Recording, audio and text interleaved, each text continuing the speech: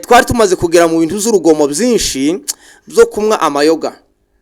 Njyewe nari nsigaye tuje ahantu ku itariyo guteka akanyanga. Ari gihe kimwe twigeze kuja ahantu mu Karingi, yari umukecuru umwe wateka akanyanga mu Nyabarugu, twamusanze mu kabande, turara dutaka akanyanga buraca dupfukanye mu rwondo, icupa rikuzura tukarigongomera rishushe. Nabaye ahantu hitwa mu Gwisankuku, kaza ntumiza akanyanga amabida 2 ngacuruza. Ni ukuvuga ngo nacuruje akanyanga imyaka nk'ibiri. Ubwo buzima nabo bayemo bwo kutamenya Imana, ugasinda ukageza ahantu ukaza gukora ku mutima ukumva kuri muzima. Ariko no mu bwo businzi bwose ndibuka umunsi umwe twarasinze mu Karingi, umva ijwi rimbwira ngo ibi bintu ukora byose uzakizwa. Tuja mu ntambara. Icyo nshaka kuvuga niki nuko nabonye Imana yaturinze muri izo nzira zose. Twaciye mu masasu menshi, twaciye mu ntambara nyinshi. Ndibuka aho twahaciye bamaze gufata abana benshi barabica, ariko twebwe Imana iraturinda turahaca. Turashimira Imana yacu yongeye kandi kuduheza umwanya wo kongera kuza kubana namwe kugira ngo tugane ijambo ry'Imana, ndetse duhanane n'ubuhamya butandukanye butugize. Turabikora mu mwanya mutoya mwiza ushimishije. Reka dusome ijambo ry'Imana hano mu Heburayo ibice 13 umurongo wa 6. Aravuga ngo nicyo gituma mvuga shize ubwoba nti Uwiteka n'umutabazi wanjye, sindatinya umuntu yabasha kuntwara iki. Ijambo rero niryo nkeneye kugira ngo tuganire mu mwanya mutoya kugira ngo twese tubashe kubana. Mfite ijambo rivuga ngo ntutinye. Ntutinye. Iyo uvuze ngo ntutinye haba hariho gutinya, kandi iyo tuvuze gutinya haba hari ibintu byinshi bidutinyisha bitandukanye byo muri ubu buzima turimo tugenderamo. Dufite ibintu byinshi bidutinyisha, kandi ibyo zose bidutinyisha hari aho biba bishaka kutuganisha, hari aho biba bishaka kudukura, hari aho bino bishaka kutuganisha. Bivuga ngo niko biba bimeze. Iri jambo niryo nkeneye kugira ngo tuganire. Muri iyi si harimo ibintu byinshi biteye ubwoba, kandi biza bitera abantu ubwoba, ugasanga buri muntu wese bimukuye niko novuga muri position yiwe, cyangwa bikamukura mu bikorwa akora, kuko yahuye n'ibintu byinshi bimutera iki ubwoba. Ugasanga abantu benshi bataye iki intumbero kubera kuko bahuye n'ibintu bigizote bibateye ubwoba. Ikindi ugasanga abantu benshi bibateye kwitekerezaho, bakavuga ngo se niki nakoshe, nukubera iki, byagenze gute, ni yihe mpamvu. Ugasanga bije mu bitekerezo hano, kandi abantu ugasanga bije batari bafite, ariko bitewe na situation wahuye nawo bakitekereza. Ikindi ugasanga abantu bavuga ngo ese Imana yarantaye, Imana yaranibagiwe, ese Imana iracyari kumwe nanje. Amen. Bibiliya ijambo ry'Imana zavuga ngo abiringi Uwiteka bameze nk'umusozi wa Siyoni utabasha kunyeganyezwa. Ndashaka kubwira ngo muri kimwe kidufasha kudatinya n'ukwiringira Uwiteka. Hari ijambo ry'Imana zavuga ngo nashize Uwiteka imbere yanje iteka, nkuko ari iburyo bwanje sinzanyeganyezwa. Icyo ni ikintu kiza kidufasha mu buzima, kutanyeganyega no kudatinya no kutitekerezaho no kutava mu murongo, nuko to dushira Uwiteka imbere yacu iteka, kandi akaba ari iburyo wacu, bikadufasha kugira ute kutanyeganyega. Icyo ni kindi. Ikindi gutinya, hariho niko nabivuze ngo hariho ibyo bintu byinshi bituma buri muntu wese agira gute anyeganyega. Ariko nkuko nabivuze abiringi Uwiteka, abashize Uwiteka imbere, akaba mu buzima bwabo, akagendana nabo, akaba iruhande, ubuzima bwabo bakabushora mu Mana, Imana ikabutegeka. Reka nkubwire ngo nta kintu kiza kimubasha kumutera iki ubwoba. Reka nkubwire Paulo na Sila biri ijambo ry'Imana zavuga ngo bari mu nzu y'imbohe. bamaze kugeramo imbere bibuka Imana ngo baririmba indirimbo. Ni ukuvuga ngo iminyururu, niko novuga, imigozi iradohoka, ngo ndetse no kuri bagenzi babo biradohoka, batangira kuvuga gukomera kw'Imana kubera kuko bibutse kuko Imana ibana nawe. Reka nkubwire muvandimwe, mwene data turi kumwe, ufite ibintu byinshi bigutinyisha, ariko reka nkubwire ikintu kimwe gusa kizagukomeza. Tekereza ku Uwiteka. Uwiteka ngere kandi umube hafi. Haleluya. Ikindi Bibiliya ijambo ry'Imana rivuga ngo Uwiteka ngo ni umwungeri wanje, ngo sinzatinya, ngo kandi ngo anjana ngo iruhande rw'amazi adasuma, ngo asubiza intege mu bugingo bwanje. Reka nkubwire ngo ikintu kiza kitumara nko gutinya ni ukubana n'Imana, ni ukugendana n'Imana. Ubuzima bwo kutagendana n'Imana ni ubuzima bw'ubwoba, ni ubuzima bwo gucika intege, ni ubuzima bwo gusubira inyuma, ni ubuzima budafite intumbero, ni ubuzima bujegajega. Ariko ubuzima butajegajega ni ubuzima bwite bufite Imana. Hari ikintu kiza kinezeza iryo jambo aravuga ngo Uwiteka ngo angose imbere n'inyuma. Ndisa burivuga kandi ngo ngico ni igitangaza tutabasha kumenya yuko Uwiteka tugose n'inyuma. Reka nkubwire ngo kugira ngo ntugatinye, kugira ngo uzaneshe ibiguteye ubwoba, egera Uwiteka. Uwiteka abe muri wowe kandi abe mu buzima bwawe, nibwo uzabasha kunesha ibigeregezo byawe byose n'intambara zawe zose. Muri iyi si nguko nabivuze, mu buzima busanzwe duhura n'ibidukanga, duhura n'ibidutera ubwoba, haba no mu mibereho ya buri munsi harimo ibidutera ubwoba. Kandi urebye neza abantu benshi byabakuye ku Mana, bati Imana kubera iki? Imibereho yo mu buzima busanzwe yego birakanganye kandi biragoye. Reka nkubwire ngo nta Imana idakora. No mu buzima busanzwe Imana irakora. Ndi umuhamya uhamya ibyo Imana yakoze n'ibyo Imana yatugejejeho mu buzima busanzwe biciye mu kuyiringira no kuyiba iruhande. Imana yagiye ikora byinshi. Ndagira ngo kuko twagiye tubivuga muri iri jambo nk'iririmo, ndagira ngo mbaheze ubuhamya buto cyane bituma nawe utazatinya. Urebye njewe ku rugero mu buzima busanzwe navutse nk'uko abandi bavuka, ndetse dukuriraho abandi bakurira, ariko cyane cyane ndavuga mu tuntu tw'ingenzi twagiye dusa n'udutera ubwoba, ariko Imana ibana naje kandi Imana iratuyobora muri byose, iradutsindishiriza. Mu buzima busanzwe ndi umwana wa gatanu,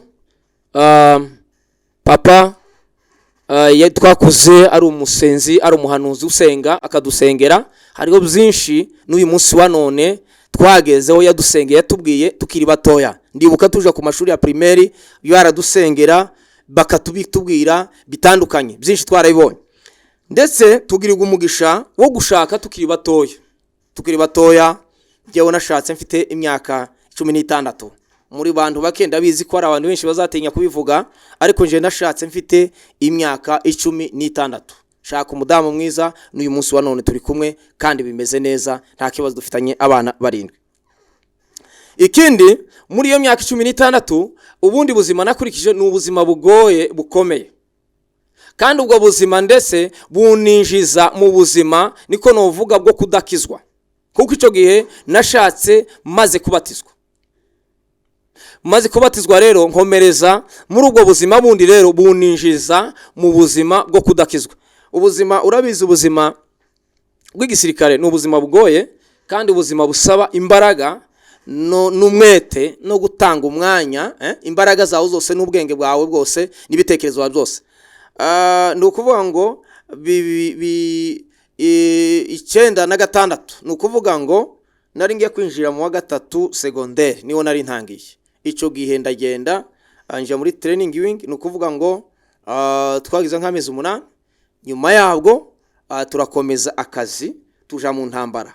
Icyo nshaka kuvuga niki nuko nabonye Imana yaturinze muri izo nzira zose. Twaciye mu masasu menshi, twaciye mu ntambara nyinshi. Ndibuka aho twaciye bamaze gufata abana benshi barabica, ariko twebwe Imana iraturinda turahaca. Ikindi cyongeyeho hari intambara nyinshi nge navuga kandi zikomeye, Imana yabanye natwe iraturinda. Reba nk'intambara ya Kindu, habayemwo intambara nyinshi, amasasu menshi, hafi y'abantu benshi, ariko Imana yongeye natwe. Za Kisangani Imana yabanye natwe. Ni ukuvuga ngo hari n'izindi igihe kimwe irungurungu misozi twigeze kurwana n'abamayimayi benshi bari nk'ibihumbi 2,000. Imana ibana natwe iradufasha turanesha. Muri ubwo buzima rero ndashaka kuvuga gukomera kw'Imana n'imbaraga z'Imana. Hari ukuntu Imana yatubwiye ngo nzabarinda nzabana namwe, muzagikora mukivemo neza nta sasu na rimwe. N'uyu munsi wa none nta sasu ngira ku mubiri wanje, kuko Imana yari yabidusezeranje ngo nzabana namwe kandi nzabakomeza. Ikindi cyongeyeho tuje kuvayo handibuka twari tumaze kugera mu bintu z'urugomo byinshi byo kumwa amayoga. Njewe nari nsigaye tuje ahantu kwitariyo guteka kanyanga. Ari gihe kimwe twigeze kuja ahantu mu Karingi, yari umukecuru umwe wateka kanyanga mu Nyabarugu. Twamusanze mu kabande turara dutaka kanyanga buraca dufukanye mu rwondo, icupa rikuzura tukarigongomera rishushe. Ikindi ndibuka ikindi gihe nabaye ahantu hitwa mu Gwisankuku, kaza ntumiza kanyanga amabida 2 ngacuruza. Ni ukuvuga ngo nacuruje akanyanga imyaka 2. Ubwo buzima nabo bayemo bwo kutamenya Imana, kugeza igihe ugasinda ukageza ahantu ukaza gukora ku mutima ukumva kuri muzima. Ariko no mu bwo businzi bwose ndibuka umunsi umwe twarasinze mu Karingi, umva ijwi rimbwira ngo ibi bintu ukora byose uzakizwa, uzaba mvuga utumwa uzokorera Imana. Sinari nzi gukorera Imana icyo ari cyo. Ndongera kandi turazimwe ahantu bita mwiposho zitugera kure cyane, numva ryajwi riravuze. kandi nukuvuga ngo nari nsigaye ntinya kumwa kanyanga kugira ngo ndahura na ryajwi, kandi ryageze rivuga nkama numva rivugiye mu mutima cyane rifite imbaraga nyinshi. Iryo jwi tangira kugenda ntinya kumwa inzoga no kureka bimwe. Itabi ryo nari mwoye umwaka umwe, izo nzoga nizumwe nk'imyaka 5. Ndashima Imana yadukijije, nta kindi cyadufashije, nta kindi cyadukuyemo. Ndabizi ni Imana yadukuyemo kuko yari ifite umugambi yuko tuzayikorera. Nihuse ngiye kwinjira mu muhamagaro, nukuvuga ngo nari sigaye ndyama kabona ndagiye inka nishi cyane. Umuntu arambwira ngo igihe kirageze kugira ngo uje mu muhamagaro. Kandi umuhamagaro wanje rero ntabwo ari umuhamagaro najamwe namwe n'abantu cyangwa nkukurikiyemo inyungu runaka. Mugabo no muri ico gihe abantu benshi tibageza umva umuhamagaro, bageza utinya cyari ikintu gisuzuguwe, cyari ikintu abantu batitaho. Ndibuka mu bapastori tungana cyangwa n'abanduta, ndibuka ko nasenge mu bambere. Ubu ngubu ndimoje hafi gukwiza imyaka 20 ndi umupastori. Umuhamagaro nahuyemo n'ibintu byinshi cyane mu buzima busanzwe, ndetse n'ibintu byinshi bigiye bitandukana mu muhamagaro, mu gukorera Imana ndetse no mu murimo w'Imana. Hagiye huramo n'ibintu byinshi bigoye kandi bikomeye. Ariko ndavuga mu kintu kimwe, muri byose Imana yaratubwiye ngo izobana natwe. Hari ahantu twaca hari hagoye mu butayu, hakomeye mu buzima, kutagira ibyo turya, kutagira n'ibyo twambara. Ariko muri byo byose Imana yatubwira ngo nzabana nawe, nzokwambika. Uyu munsi wa none ikibazo cyo kwambara si ikibazo. Uyu munsi wa none ikibazo cyo kurya si ikibazo. Uyu munsi wa none ikibazo cyo kugiraho kuba si ikibazo. Nabwo Imana iratubwira ngo izaduheza n'amazu yo kubamo. Ndibuka igihe kimwe taramye mu gitaramo, umwuka arambwira ngo nimbwira abantu ko igiye kumpeza inzu. Nataramye ndababwira ngo Imana irambwiye ngo ari abadamu bari bishe bamvuga ngo ayi ngo dayo ngo rewa dutaramishije neza, ngo ariko noneho ngura byishe. Nawe Imana izaguha inzu yo kubamo. Muri icyo gihe ndibuka nabwiye abagenzi banje twageze dutaramana, ndaje kubabwira n'umuntu wa mbere nahamagaye, nabwiye Pastor Christophe na bene data byishimo na hari n'abandi nabashinga. Ndababwira ngo umwuka yambwiye ngo dusenge, tugumuke, dusengera amazu, kandi Imana izaduheza amazu muri Kigali. Tekereza bene data, kuvuga ngo uzatunga inzu muri Kigali cadastre udafite igishoro na kimwe. Bagenzi banje bamwe barabyumva, kandi ababyumvise umunsi wa none bafite amazu menshi. Ndibuka nabwiye Pastor Christophe arabyakira, nabwiye byishimo arabyakira, n'abandi ababipinza batabyemeye n'uyu munsi wa none ntaye bafite. Hari gihe wambaza ngese byagenze, ntabwo twibye, twasenze Imana, twageza dukora amafungo. Reka nkubwire, hari gihe kimwe twakoze amafungo y'ibyumweru 2 arampusha njewe barampembura, ariko ngo tuyavumwe Imana irambwira ngo numvishe gusenga kwanyu, kandi ibyo nabemereye nzababeshaho kandi nzabaheza amazu. Uyu munsi wa none ndakubwira ngo inzu narayibonye, bagenzi banje kuko twayivuze barayibonye, hari umunsi umwe nibuka nari maze kuja mu bukode inzu 7 hano muri Kigali ndafite nico kurya, none ngo mare senga nimugoroba ndasenga Mana, umwuka arambwira ngo genda ufate igitaka cyo hasi ugipfunyike cyo muri inzu y'ubukode, numara waturuvuge ngo Mana ni wowe nizeye, numara ugisengere ngo inzu nzayiguha, ngo nurangiza ugenda umanuka hepfo, kuko niko novuga biteye agahinda kandi biteye isoni. Uzi kuvanga abantu b'abagabo bafite umwe afite umugore n'abana bagapangira umugabo umwe, twari dupangiye umugabo umwe n'umugabo nitwa Byishimo, ndagenda ndamusora mwenda ndamubwira ngo Imana yambwiye ngo upfunyike igitaka ugisengere, je nimara kuja mu nzu yanje nawe uzoyijamwe. Uko bizagenze jewe nayigiyemo hagira mu mezi 6 nawe aja mu nzu yiwe. Kubera iki? Kuko twumviye ijwi ry'Imana. Ngorangize Imana iratubwira ngo nzabaha amazu meza. Uyu munsi wa none nari ntaragira umwanya wo gutanga ubuhamya, mfite inzu nziza cadastre iri hafi izafata niko novuga mu kubaka hafi miliyoni nka 30.